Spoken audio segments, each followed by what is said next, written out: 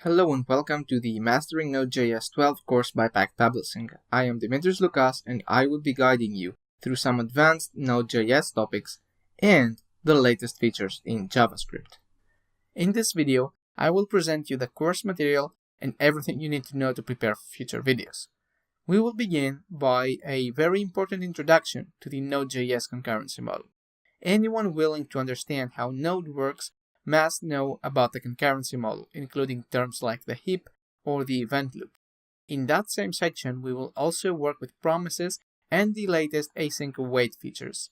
Moving on, we will work with some functional reactive programming, only to progress into web APIs with Express in the third section, where we will also begin building a subscription management API. Next, we will add a database to our project and split our monolithic application into microservices that we will manage with PM2 and Express Gateway. In the sixth section, we will create an authorization server to secure our endpoints, and finally, in the last section, we will introduce a caching layer.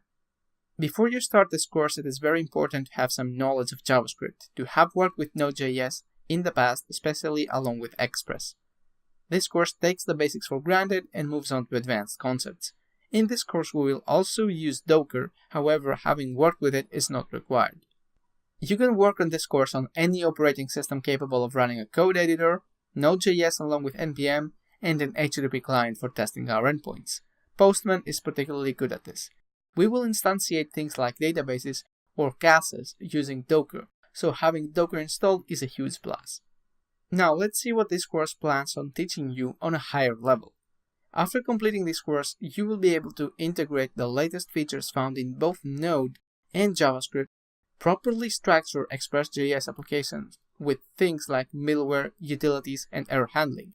Finally, and most importantly I would say, you will learn how to divide a monolithic application into separate, independent microservices that can communicate via REST, AMQP, and with patterns like CQRS and event sourcing.